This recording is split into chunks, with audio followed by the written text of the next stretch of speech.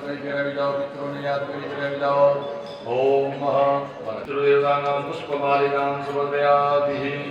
હવે મહારાજ તમને એક એક માળા આપે છે.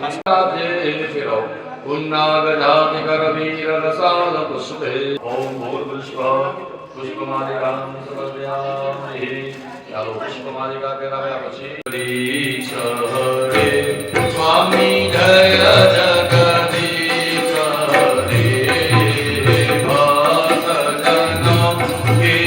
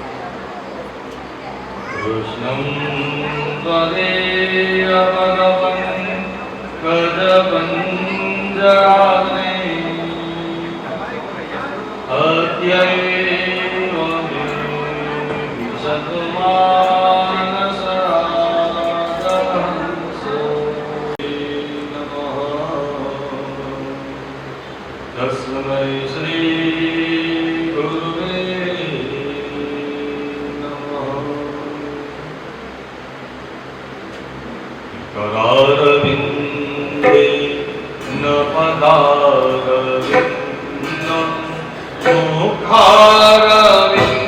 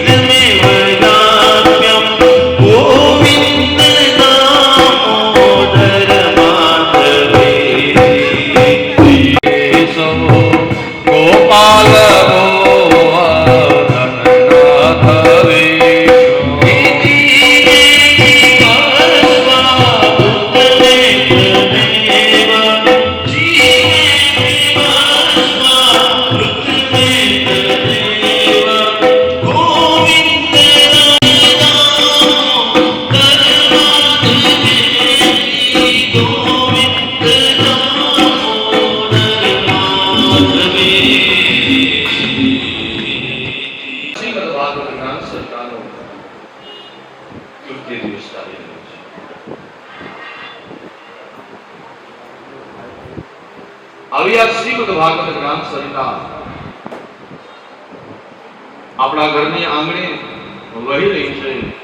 આ જ્ઞાન સરિતાની અંદર આપણે સૌ કોઈ આ ભાગવતની કથાનું શ્રવણ કરવા માટે વિરાજમાન થાય છે. સુખદેવજી મહારાજ રાજા પરીક્ષિતને કહે છે કે હે રાજા, મહારાજ રાજા પરીક્ષિતને ગંગાના પવિત્ર નદીના કિનારે આ ભાગવતની કથાનું રસ સત્રની અંદર આપણે ભગવાનના ભક્તજનોની કથા ગયા કાલે અને બંને ભગવાનના પરમ ભક્તજન એકબીજાને કરતા ખૂબ અનુસાર ખૂબ પ્રસન્ન થાય છે. ભગવાન શ્રી કૃષ્ણના સમાચાર આપો, ભગવાન શ્રી કૃષ્ણના સુધામગમનના સમાચાર બહુ જ દુઃખ અનુભવ રાખે છે. જ્ઞાન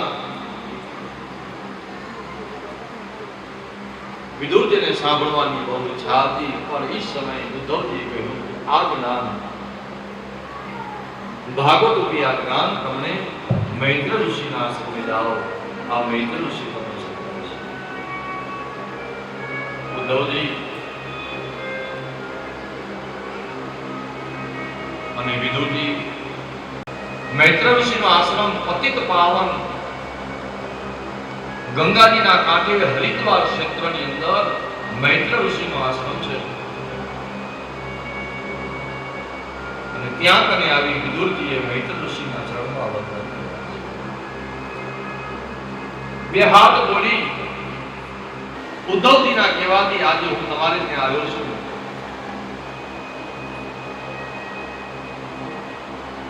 મને તમારી પાસેથી ભાગવત રૂપી આ જ્ઞાન સહિતાનું શ્રવણ કરવું છે. હે ભગવાન, આ સંસારની અંદર મનુષ્ય નતહે સુખમ વા નરમ વા નરપ્પા વિદેતમ ભૂય સુત એવ દુઃખમ યતત્ર મુક્તે ભગવાન. કે આ જગતની અંદર જીવ તમે ને હું સુખ મેળવવા માટે અનેક પ્રકારના યત્ન કરી છે, એટલે કે મહેનત કરી છે. તમને ને મને છે છતાં પણ સુખ તમને ને મને મળતું. અંતે આ જીવને દુઃખ જ પ્રાપ્ત થાય છે. તો દુઃખની પ્રાપ્તિ શું કામ થાય છે?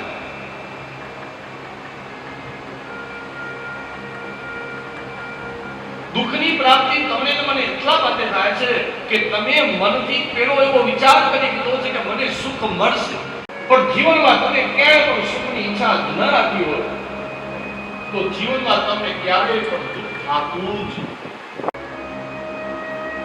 કે હું આ કર્મ કરીશ ને તો મને સુખ મળશે, હું આ કાર્ય કરીશ તો મને સુખ મળશે, હું વિદેશમાં કમાવા માટે જઈશ તો અંતે મને ત્યાં સંપત્તિ સારી મળશે અને અંતે હું ત્યાં સુખી થઈશ. તો એવું નથી સાહેબ કે બધા જ વ્યક્તિઓ વિદેશમાં જઈને સુખી થાય છે. કેટલાક એવા પણ છે કે જેને નોકરી ધંધા કાંઈ જ નથી મળતું. એ નથી છે. પણ અંતે અહીંયા શું કહ્યું છે કે સુખાય કર્માણી કરોતિ લોકા નતહે સુખમ વા નિયત કુમાર. કે સુખ માટે જીવ અનેક પ્રકારના પ્રયત્ન કરે છે, છતાં આપણા જીવને અંતે દુઃખની જ પ્રાપ્તિ થાય છે. માટે આપ મને એવો કલ્યાણનો માર્ગ બતાવો કે જેનું આચરણ કરતા કરતા આ જીવને અંતે શાંતિ છે તે શાંતિ આપનાર બને. એટલે કે આ જીવને શાંતિ. હવે અહીંયા કને ત્રીજા વક્તા જે આપણે ગઈકાલે વાત કરી ગયા કે શ્રીમદ ભાગવતની અંદર 3 વક્તાઓ છે. 3 જગ્યા હવે આ કથા એકબીજાના અંતર્ગત અંદર ચાલે છે. સૌથી પહેલી કથા સૂત પુરાણી. આ કથા ક્યાં કહે છે તો નૈમિષારણ્યની અંદર સૂત પુરાણી આ કથા સોનકાદિક 88,000 ઋષિમુનિઓને કઈ કથા કઈ સંભળાવે છે અને કહે છે કે સુખદેવજી મહારાજ રાજા પરીક્ષિત અને ગંગાના પવિત્ર નદીના કિનારે. આજ સુખદેવજી મહારાજ રાજા પરીક્ષિત અને ગંગાના પવિત્ર નદીના કિનારે કથા કહે છે અને એ સુખદેવજી એવું કહે છે કે હવે મૈત્ર ઋષિએ વિદુરજીને જે ભાગવતની કથા કહી એ કથા હું તમને કહું. અને ત્યારે સૂત પુરાણી કહેવા લાગ્યા કે હે સૌંદર્ય ઋષિમુનિઓ સાંભળો શું બોલી. હવે હું તમને પરમાત્માના સૃષ્ટિના સર્જનનું કાર્ય કરું. સુખદેવજી મહારાજ રાજા પરીક્ષિતને ગંગાના પવિત્ર નદીના કિનારે આ કથાનું રસપાન કરાવતા કહેવા લાગ્યા કે હે રાજન સાંભળો.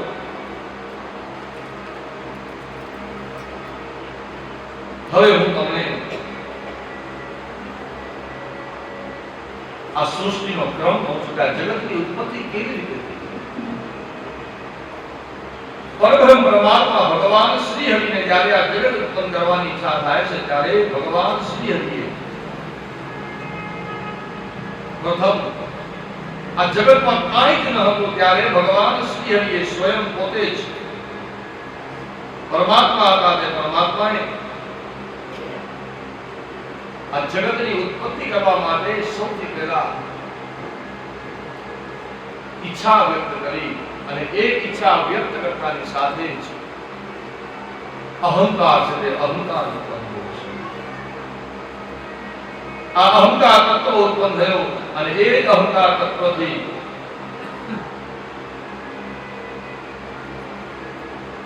પરબ્રહ્મ પરમાત્માએ પંચ તત્વોની ઉત્પત્તિ કરી છે. આ પંચ તત્વો કયા કયા ધ્યાન કીધું કે પંચ તત્વો પૃથ્વી જળ તેજ વાયુ અને આકાશ આવા 5 તત્વોની ઉત્પત્તિ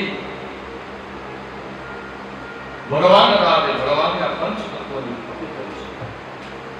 પંચ તત્વોની ઉત્પત્તિ કર્યા પછી ભગવાન શ્રી હરિએ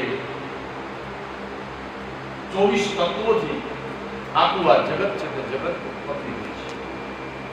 પંચ તત્વો કયા કયા તો કીધું પૃથ્વી જળ તેજ વાયુ અને આકાશ. પૃથ્વી જળ તેજ વાયુ અને આકાશ આ 5 તત્વો ઉત્પન્ન થયા છે.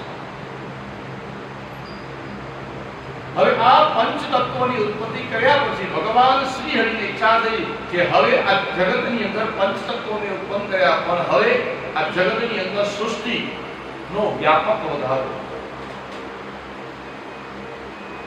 એટલે ભગવાન શ્રી હરિ સૌપ્રથમ પોતાના નાભીમાંથી જો હવે આ જગતની ઉત્પત્તિનો ક્રમ બતાવે છે કે ભગવાન શ્રી હરિએ સૌપ્રથમ પોતાના નાભી કમળમાંથી એક કમળ ઉત્પન્ન કર્યું છે અને એ કમળમાંથી સ્વયંભૂ બ્રહ્મા હતા તે બ્રહ્માની ઉત્પત્તિ. હવે સ્વયંભૂ બ્રહ્માની ઉત્પત્તિ થઈ અને એ સમયે બ્રહ્મા વિચાર્યું તો પછી મારી ઉત્પત્તિ કરી હોય હું ત્યાં આવ્યો કેમ? મને કોઈને તો ઉત્પન્ન કર્યું હશે ને. બહુ જ વિચાર વિમર્શ કર્યા પછી સ્પષ્ટ તત્વો બતાવ્યા છે, કયા કયા પંચ અંતકરણ બતાવ્યા છે. 5 કર્મેન્દ્રિયો, 5 જ્ઞાનેન્દ્રિયો, મન, બુદ્ધિ, ચિત્ત અને અહંકાર. પછી 5 તન માત્રાઓ અને 5 શરીરની અંદર અલગ અલગ દેવતાઓનો વાસ છે. હવે અહીંયા કને કીધું કે મુખની અંદર કયા દેવતા છે? તો કીધું કે મુખની અંદર અગ્નિદેવ છે. એનું કાર્ય શું છે? કીધું કે અગ્નિદેવનું કાર્ય છે શબ્દને થ્રો કરવો. હવે આ અગ્નિને પ્રજ્વલિત રાખવા માટે શું કરવું? તો કીધું કે આ અગ્નિને પ્રજ્વલિત કરવા માટે, અંદરનો જે અગ્નિ છે એને પ્રજ્વલિત કરવા માટે આપણે આહાર ખાય છે ને, એનાથી એ અગ્નિ પ્રજ્વલિત થાય છે. એટલે આપણે શું બોલીએ? ઉદરની અંદર તો કીધું વૈશ્વાનર નામનો અગ્નિ છે. અને આ વૈશ્વાનર નામનો અગ્નિ ક્યારે પ્રજ્વલિત થાય? તો તમે કીધું કે જ્યારે આ જીવ ભોજન પછી તમે એમ કહેવામાં આવે કે તમે 5 હનુમાન ચાલીસા જોરથી ગાઓ, 5 ગીતો તમે 3 ગાઓ, શાંત થઈ જાય તો જ આ પૂરો થઈ શકે. આ શબ્દમાંથી, મુખમાંથી જે શબ્દ નીકળે છે તો જ એ વક્તા છે તે વક્તા, એ કથા છે તે કથા કહેવાય છે. એટલે ઉદરની અંદર વૈશ્વાનર નામનો અગ્નિ છે. પછી કીધું તાળવાની અંદર કયા દેવ છે? તો કીધું તાળવાની અંદર વરુણ દેવ. તમને ને મને શું જાણ થાય? કીધું રસની ખબર પડે. આપણે ભલે બધા કહીએ કે જીભથી ખબર પડે, પણ નહીં. નાસિકાની અંદર કયા દેવ છે? કીધું અશ્વિની કુમાર. અને એ નાસિકા દ્વારા તમને ને મને શેની જાણ થાય છે? શેનું જ્ઞાન મળે છે? તો કીધું ગંધનું જ્ઞાન મળે છે, સુગંધ. આ નાક છે તે નાક એ ગંધને પારખી શકે છે. ત્યાર પછી કીધું કે નેત્ર એટલે કે 2 આંખ છે. આંખની અંદર વિશ્વકર્મા દેવતા રહેલા છે અને એ રૂપને જાણી શકે છે, એટલે કે ઓળખી શકે છે હરેક વસ્તુને.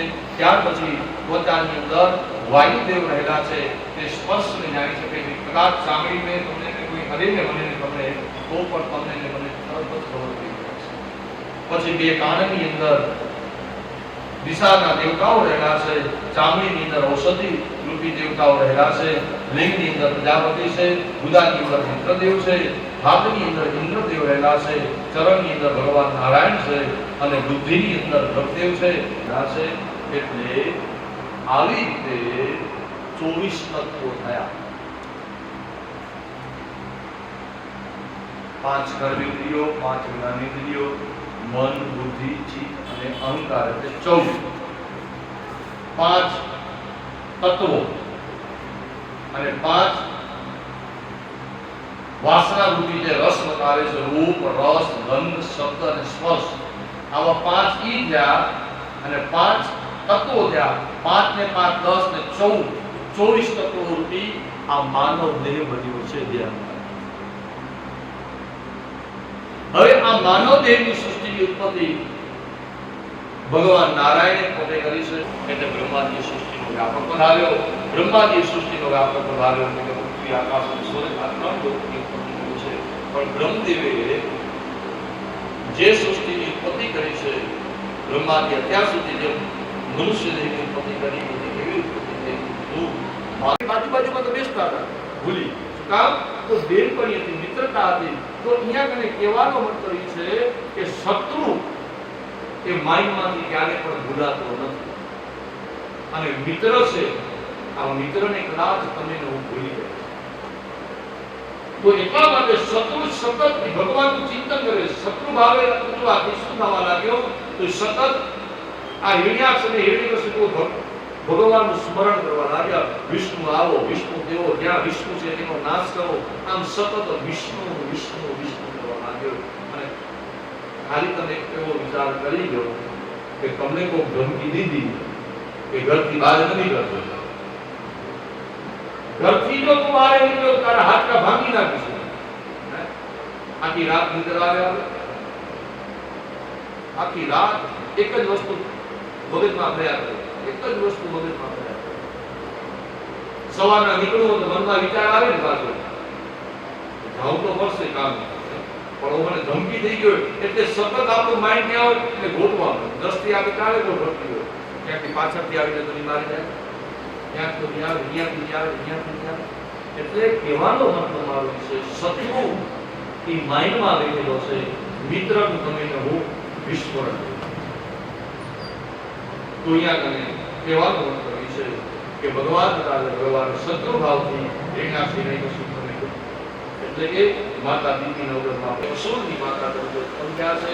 બીજી બાજુ હવે આ જગતની ઉત્પત્તિ કરવાની છે. પૃથ્વી ક્યાં છે? તો કીધું જળમાં. જળમાંથી બહાર કેમ આવી? તો બ્રહ્માજી હતા, બ્રહ્માજી ભગવાનની કૃપાની વાત જોવા લાગ્યા. એટલે બ્રહ્માજી અંગૂઠાના પહેરવા જેટલા ભગવાન શ્રી હરિનું પ્રાગટ્ય થાય છે. હવે નીકળ્યા કેમાંથી? તો ભગવાનના બ્રહ્માજીના નાકમાંથી. બ્રહ્માના નાકમાંથી ભગવાનનું પ્રાગટ્ય થયું અને ત્યારે ભગવાનનું પ્રાગટ્ય થયું છે ત્યારે આકાશમાં બધા દેવતાઓ આવી ભગવાનની ઉપર પુષ્પની વૃષ્ટિ કરવા લાગ્યા. ભગવાનનો જયકાર કરવા લાગ્યા છે. બોલીએ ભગવાનની જય. હવે વરાહ ભગવાનનું પ્રાગટ્ય વરાહ ભગવાનનું પ્રાગટ્ય થયું છે. તો ભગવાન વરાહ ભગવાનનું સ્વરૂપ કેવું છે? ભગવાનનું રૂપ કેવું હતું? તો કીધું કે ભૂત જેવું રૂપ છે. સુખદેવજી મહારાજ દાદા પરીક્ષિતના ગંગાના પવિત્ર નદીના કહેતા હતા. એ સમયે પરીક્ષિત રાજાએ પ્રશ્ન પૂછ્યો છે, મહારાજ મારા મનમાં એક સંશય ઉત્પન્ન થાય છે કે ભગવાન બ્રહ્માજીના નાકમાંથી શા માટે ઉત્પન્ન થયા? ભગવાનને જે પ્રમાણે ઈચ્છા હોય છે પ્રમાણે ભગવાન ઉત્પન્ન થાય છે. ભગવાન સ્તંભમાંથી પણ ભગવાન ઉત્પન્ન થયા છે. ધાબળામાંથી પણ ભગવાન પ્રગટ થયા. શું કામ પ્રગટ થયા? કારણ શું? એનું કારણ સમજાવે છે ભાગવત કે આપણે હમણાં જ વાત કરી કે 5 કર્મેન્દ્રિયો અને 5 જ્ઞાનેન્દ્રિયોની વાત કરી. 24 તત્વોથી બનેલું આપણું આ માનવ છે. હવે ભગવાન નાકમાંથી શું કામ પ્રગટ થયા? તો કીધું કે ભગવાનને પૃથ્વીને જળમાંથી બહાર કાઢવાની છે. એટલે કે પૃથ્વીની શોધ કરવાની છે. તો આ નાકનું કામ શું છે? તો કીધું સુગંધ પારખવા, ગંધને પારખવા. તમારું નાક બંધ હોય, પૃથ્વીમાંથી સુગંધ આવે છે અને એની અનુભવ તમને લેવો તો તમે ચોમાસાનો લઈ લો. હમણાં 2-4 દિવસ પહેલા તમે જો આપણે કથા નથી આવી નાખે કે પૃથ્વી આ વરસાદ પડે ને એટલે જરા તો તમે જ્ઞાની હો ને બુદ્ધિ હો ને તમે તરત તમે કહો વાતાવરણમાં જરા કેવું લાગે ક્યાંક વરસાદ પડ્યો લાગે, સુગંધ આવે અને એનાથી પણ તમને સંતુષ્ટતા ન મળે અને કુંભારકામથી લઈ વીજળી તમારા ઘરમાં ભરીને રાખો.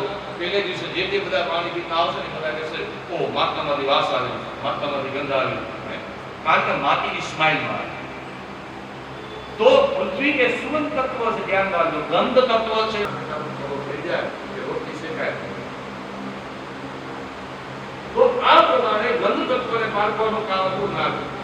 એટલે ભગવાન નાકમાંથી પ્રગટ થયા નથી. કોઈ સ્વર્ગ નથી જોયું, કોઈ નરક નથી જોયું. તો પછી મર્યા પછી શું થવાનું છે? તો કીધું કે મર્યા પછી તો જે થવાનું એ થાય. સ્વર્ગ તમારા ને મારા માટે અહીંયા જ છે, અહીંયા જ છે. એક વસ્તુ ધ્યાન રાખજો, તમારા લોકો તમારી સાથે હોય ને, પરિવાર જો ભેગો હોય, આખો પરિવાર તમારો જો ભેગો હોય તો સમજી લેવાનું કે જીવતા જીવ આપણા માટે સ્વર્ગ છે. અને તમારા દીકરા તમારો પરિવાર તમારાથી દૂર ચાલ્યો જાય તો એમ સમજી લો કે આપણા પોતાના જો આપણા નથી તો એ આપણા માટે જીવતા જીવા નરક છે. મનની અંદર માણસ જેવા કર્મો કરે છે એ કર્મ અનુસાર જીવ સ્વર્ગમાં જાય છે, કર્મ અનુસાર એ નરકમાં જાય છે. પણ બધું અનુભૂતિ આપણે બધું જ અહીંયા ભોગવવાનું છે. તો અહીંયા કન્યાઓ એટલે કે નવદા ભક્તિ બતાવી અને તેને ત્યાં સાક્ષાત ભગવાન શ્રી હરિ ભગવાનનું પ્રાગટ્ય થયું છે. અને એક અપીલ ભગવાને પોતાની માતાને સુંદર મજાનો સાંખ્ય યોગ રૂપી જ્ઞાન ઉપદેશ હતો, તે જ્ઞાન ઉપદેશ આપ્યો છે. હવે એ જ્ઞાન ઉપદેશ પણ કેવો આપ્યો છે? તો કીધું કે માતાએ એટલું જ કીધું છે કે હે પ્રભુ તો એ જ્ઞાનની વાત હું સમજી શકીશ. માતા મારી ભાષામાં, મારી સરળ ભાષાની અંદર સમજાવો. એટલે અહીંયા કને ભગવાને સુંદર મજાનો જ્ઞાન ઉપદેશ ભગવાને પોતાની માતાને આપ્યો છે. માતાએ 2 હાથ જોડી ભગવાનને પ્રાર્થના કરી છે કે હે પરમાત્મા, મારા જીવનની અંદર મારી એક ઈચ્છા છે કે આ જગતને ત્યારે ભગવાને એટલું જ પોતાની માતાને કીધું છે કે ઈશ્વરની પ્રાપ્તિ જો આ જીવને કરવી હોય તો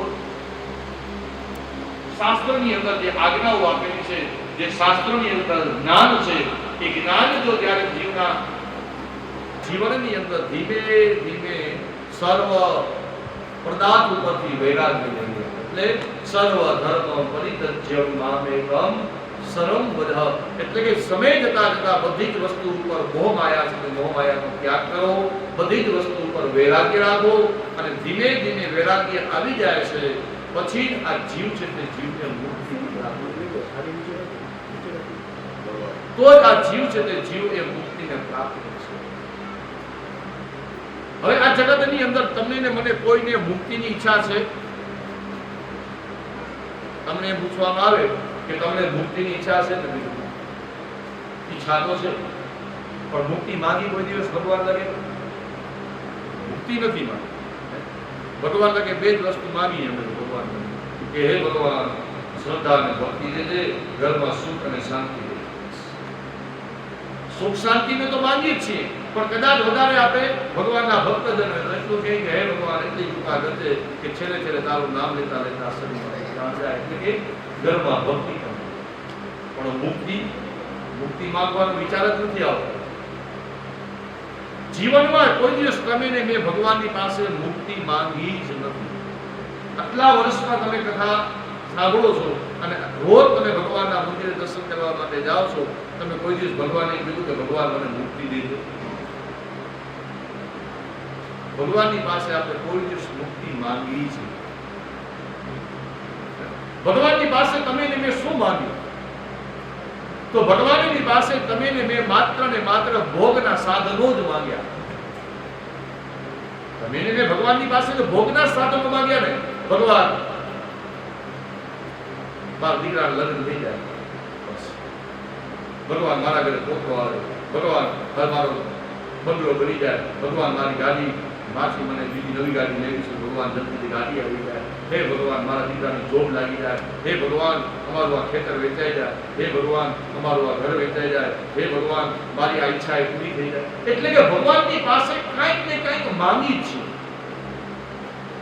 પણ જીવનમાં કોઈ દિવસ તમે ને મેં ભગવાનની પાસે મુક્તિ નથી માંગી. આ એક સરસ એક દ્રષ્ટાંત સમજાવેલું સરસ મજા કે એક વખત 3 ક્રિમિનલ હતા. આ 3 ક્રિમિનલને ત્રણેયને કોર્ટે એને ફાંસીની સજા આપી, જાઓ તમને ત્રણેય જણાને ફાંસીની સજા, અને ફલાણા તારીખના દિવસે તમને ફાંસીની સજા દેવામાં આવશે. એટલે ત્રણેય જણાને જેલમાં પૂરી. ખતરનાક ક્રિમિનલ ત્રણેય જણા, બહુ જ મોટા ગુનેગારો હતા. ત્રણેયને ફાંસીની સજા આપવાનો હુકમ આપી દેવામાં આવ્યો. હવે જ્યારે આ હુકમ આપ્યો એ સમય જેમ જેમ દિવસો નીકળવા લાગ્યા તેમ તેમ હવે આ ગુનેગારને મરવા માટે જેલર સાહેબ ગયા, કારણ કે મરતા પહેલા એની બધી ઈચ્છા પૂરી કરવામાં આવે. આ જગતમાં આપણા ક્રાઇમમાં એવો નિયમ છે કે જેને પણ ફાંસીની સજા દીધી હોય ને એને મરતા પહેલા 2 દિવસ પહેલા એની મનોકામના પૂર્ણ કરવામાં આવે કે મરતા પહેલા તારી કઈ ઈચ્છા હોય કે તારી ઈચ્છા. એટલે અહીંયા તમે જેલર સાહેબ એ ક્રિમિનલની પાસે ગયા અને કીધું કે ભાઈ 2 દિવસ પછી તને ફાંસીની સજા દેવામાં આવશે, તો એનાથી પહેલા તારી કઈ ઈચ્છા કરી? વિચારો, ગુનેગાર હતો ક્રિમિનલ વિચાર કરવા લાગ્યો 2 દિવસ પછી મરવું છે. તે કીધું કે હા મારી એક ઈચ્છા છે કે હું ખાઈ પીને મરું, મને સારું સારું ખાવા માટે મળો, તો હું મરું તો મને એમ થાય ને કે ખાઈ પીને મરે, ખાઈ પીને ઉતરીને મર્યો બસ. એટલે કીધું કે ભલે તને જે ભાવે ને તું મને કહી દે. અને એ જ સમય હોટલમાં બધી જ વસ્તુ એના માટે આવી. 2 દિવસ સુધી જે વસ્તુ ખાવી હતી બધી જ વસ્તુ એના માટે ત્યાં કને આપવામાં આવી, પીરસવામાં આવી. બીજા ક્રિમિનલની પાસે ગયા. બીજા ક્રિમિનલને પૂછ્યું કે ભાઈ તારી કઈ ઈચ્છા ખરી? બીજો ક્રિમિનલ કહેવા લાગ્યો કે હા સાહેબ મારી એક જ ઈચ્છા છે કે 2 દિવસ પછી મને ફાંસીની સજા આપવામાં આવશે, પણ મારી ઈચ્છા છે કે મરતા સમયે હું મારા પરિવારની સાથે રહું, મારા દીકરા, મારા પોતરા, મારી પત્ની મારી સાથે ને સાથે. એટલે કીધું કે ભલે જેલમાં એની પત્નીને બોલાવી, જેલમાં એના દીકરાને બોલાવ્યા, જેલમાં એની બેનને બોલાવી, એની પોતરી બધેને બોલાવી, બધેની સાથે હળી મળીને જેલમાં રહેવા.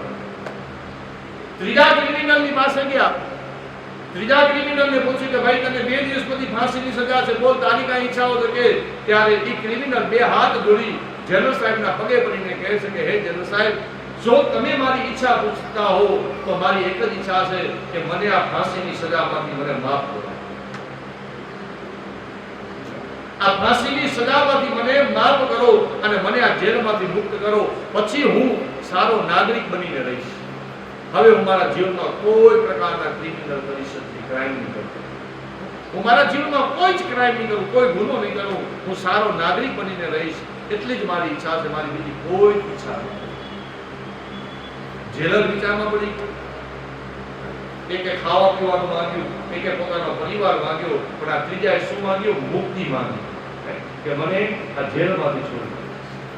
તો એ બધેની જે ઈચ્છા હતી એ પ્રમાણે એ ક્રિમિનલની પણ ઈચ્છા પૂરી કરવામાં આવી અને એ ક્રિમિનલની ઈચ્છાની અરજી લઈ રાષ્ટ્રપતિને આપવામાં આવી. રાષ્ટ્રપતિએ એ વ્યક્તિને છોડી દેવામાં આવ્યો. તો અહીંયા કને કહેવાનો મતલબ એ છે મારો કે આપણે કોઈ દિવસ ભગવાનની પાસે નીચે આપણે ઘા કરીએ અને એના ઉપર કોઈ પગ નાખે તો એ છબી છે ક્યાં બાપા હતા. પણ આપણી ભાવના એવી છે કે આની અંદર મારો બાપ રહેલો છે. આપણી એવી ભાવના છે કે આ મૂર્તિની અંદર મારો, જેની પાસે મૂર્તિ નથી, જેની પાસે કોઈ વસ્તુ નથી, ચિત્ર શિલ્પ નથી, તેનું ધ્યાન કરવું એ બહુ મુશ્કેલ છે. તેનું ધ્યાન કરેલું છે. હવે ત્રીજી વસ્તુ અહીંયા માતા દેવજીએ ખૂબ પૂછ્યું છે કે ભગવાનના દર્શન કરવા માટે મંદિર, ભગવાનનું ધ્યાન કરવું તો મંદિરમાં જ શું કરવા? લોકો મંદિરમાં શું કામ છે? તમારા માટે, તમારા માટે તો પછી મંદિરમાં શું કામ? કે મંદિર એક એવી જગ્યા છે કે ત્યાં તમારું ને મારું મન આપણા માટે એક મંદિર બનાવવામાં આવ્યું છે કે ઈ મંદિરમાં જાશો તો આપણું મન ભગવાનમાં સ્થિર થઈ શકે છે. બાકી તો ભગવાન બધી જગ્યામાં છે. ભગવાનનો અનુભવ બધેને થાય. ભગવાન છે એ બધેને અનુભવ બધેને થાય, પણ પવનને નિરખી શકતા નથી, પવનને પકડી શકતા નથી, હવાને પકડી શકતા નથી, હવાને ભરી શકતા પડે છે. એવી જ રીતે આપણા ધ્યાનને કેન્દ્રિત કરવા માટે આપણે મંદિરની જરૂર પડે છે. આપણે આ જગતમાં એવી કોમ છે જેને મંદિર અને મસ્જિદ વગર હાલતું નથી. એક હિન્દુ અને એક મુસ્લિમ વ્યક્તિ એવા છે કે જેને દેવ કે મંદિર વગર હાલતું નથી. ત્યાં જોશો ત્યાં મંદિર છે, ત્યાં જોશો ત્યાં મસ્જિદ છે. કારણ કે બંનેની આસ્થા એવી છે કે ભાઈ અહીંયા તમે ભગવાનનું ધ્યાન થાય, અહીંયાથી બાદ થાય ભગવાનનું. તો આ પ્રમાણે માતા દેવની સુંદર મજાનું નામ ઉપદેશ ભગવાને દેવતી હતા કે માતા દેવની સુંદર મજાનું નામ તે સાથે ભગવાનનું નામ જયકાર કરીએ. બોલીએ કૃષ્ણ કહીએ કાયેન વાચા મનસેન્દ્રિયેર્વા બુદ્ધ્યા નામા પ્રકૃતે સભા કરોમિ યજ્ઞ સકલં પરસ્મૈ નારાયણાય સમર્પયામિ નારાયણાય સમર્પયામિ. કૃષ્ણ ગોવિંદ ગોવિંદ ગોપાલ કૃષ્ણ ગોવિંદ ગોવિંદ ગોપાલ કૃષ્ણ ગોવિંદ ગોવિંદ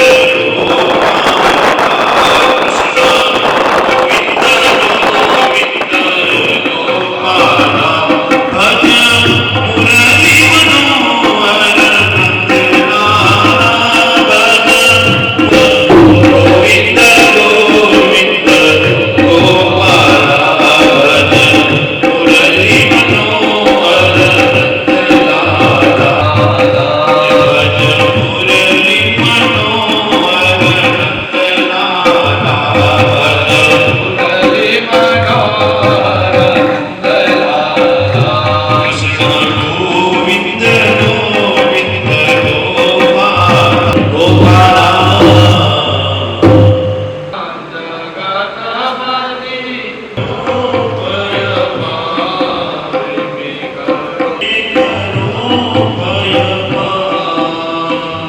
ભક્તના દેવના દૂધ પીતા ભક્તના દેવના દૂધ જ પીતા દેવો હસે પ્રભુ ધ્યાન જગતપતિ દેવો હસે પ્રભુ ધ્યાન જગતપતિ પ્રેમી કરો ભયપાન કાહે વિસરી નાખી છે વનરમ ધામી નિષ્ઠા જગતપતિ વનરમ ધામી ભયપાન પ્રેમી કરો ભયપાન જગતપતિ પ્રેમી કરો ભયપાન છો પુરાણ કામ પ્રભુ સદાય તૃપ્ત છો ભક્તોના રાજ્યમાં જગતી કરો ભયપાન પ્રેમી કરો ભયપાન જગતપતિ પ્રેમી કરો ભયપાન કીજે મુખવાસ વિરલા પાન જગતપતિ મુખવાસ વિરલા પાન જગતપતિ પ્રેમી કરો ભયપાન પ્રેમી કરો ભયપાન જગતપતિ રાજ કરું છું માની લેજો ઘનશ્યામ જગતપતિ માની લેજો ઘનશ્યામ જગતપતિ પ્રેમી કરો ભયપાન પ્રેમી કરો ભયપાન જગતપતિ પ્રેમી કરો ભયપાન શ્રી ગુરુ ઈશ્વર ચરણ કમળ પર શ્રી ગુરુ ઈશ્વર ચરણ કમળ પર દાસ ગરીબ ગુરબાન જગતપતિ દાસ ગરીબ ગુરબાન જગતપતિ પ્રેમી કરો ભયપાન પ્રેમી કરો ભયપાન જગતપતિ પ્રેમી કરો